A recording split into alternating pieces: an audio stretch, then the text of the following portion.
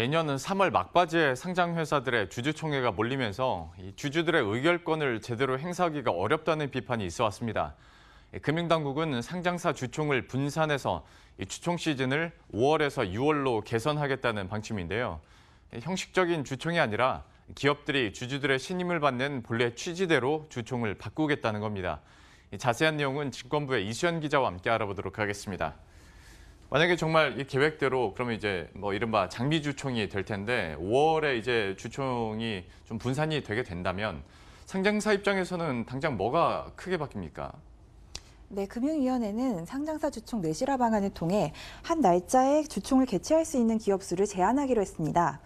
올해도 지난달 마지막 주에 1,800여 곳 기업의 주총이 몰렸고 하루에 500곳이 넘는 기업의 주총이 열리기도 했습니다. 주총이 이렇게 몰리면 주주 입장에서는 제대로 참석하기도 어렵고 안건을 분석할 시간도 없습니다. 금융위는 앞서 주총 분산을 유도하기 위해 인센티브를 주는 방안도 추진했지만 자율적으로는 이렇게 주총이 몰리는 현상을 완화하기가 어렵다고 판단했습니다. 그래서 법으로 정해서 하루에 주총을 열 수 있는 기업을 제한하겠다는 건데요.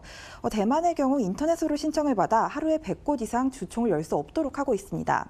단편적으로 주총 개최일을 분산하는 것만이 아니라 전반적으로 주총의 실효성을 개선하겠다는 것이 이번 대책의 핵심입니다.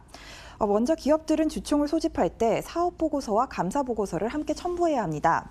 또 주총 소집 날짜는 현재 2주 전에서 4주 전에 통보해야 하는 것으로 변경했는데요. 결국 12월 결산 기업들의 사업보고서, 감사보고서가 3월 말에 마무리되는 점을 감안하면 일로도 4월 말이 돼야 주총을 열 수 있게 되는 겁니다. 또한 임원 선임 안건에 대해서도 해당 후보의 경력과 이사회의 추천 사유를 공시하도록 했고요. 이사 보수의 실제 지급 내역도 밝히도록 했습니다. 예. 상장사 입장에서는 지금보다 훨씬 더 많은 내용을 준비해야 되는 겁니다. 예. 그러면 아무래도 기업 입장에서는 좀 부담이 더 커지지 않을까 싶기도 한데 그래도 분명히 효과에 대한 긍정적인 전망들도 있을 것 같습니다. 어떤 걸 기대해 볼 수 있을까요? 네, 이번 대책으로 기업들의 부담이 커지는 건 맞지만 그동안 주총은 굉장히 형식적이라는 비판을 받아왔습니다. 원칙적으로는 주주들이 회사의 주인인데 경영진이 짜놓은 안건에 대해서 제대로 목소리를 내는 것이 어려웠습니다.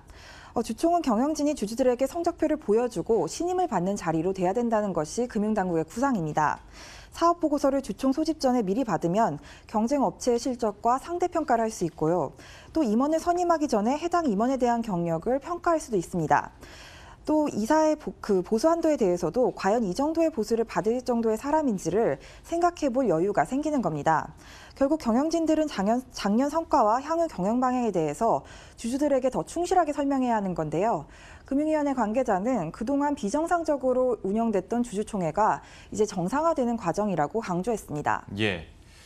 그러면 조금 더 세세한 부분들 한번 짚어보도록 하죠. 뭐 여러 가지 문제들이 있기도 합니다만은 뭐 공투표 얘기는 참 많이들 해오기도 했고 사실 이미 매도를 했는데도 통지서 오는 경우도 종종 있더라고요. 이거는 좀 어떻게 개선이 됩니까? 네, 맞습니다. 코스닥 주주들의 경우에는 사실 평균 주식 보유 기간이 2달인데 지금 주총 소집 기준은 3달 전으로 돼 있어서 주총에 참여할 유인이 없게 되는 겁니다.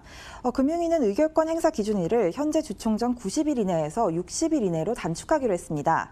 해외 사례를 보면 미국은 70일, 독일은 21일, 호주는 2일로 의결권 행사 기준일을 정하고 있고요. 이처럼 의결권 행사 기준일을 앞당기면 주주의 기준이 연말이 아니라 연초 보유 여부에 따라서 바뀌게 됩니다. 때문에 전년도 실적을 이미 본 상태에서 배당을 노리고 투자를 하는 것도 가능해지는 거죠. 이에 대해 금융위는 해외의 경우 실적을 분석하고 배당에 대한 투자를 하는 것이 굉장히 보편적이라며 국내에서도 이 같은 배당 투자가 활성화될 수 있을 것으로 기대했습니다. 오히려 과거에 해당 기업 실적을 전혀 모르는 상태에서 복권처럼 주식을 사서 배당을 받는 관행이 잘못됐다는 판단입니다. 예.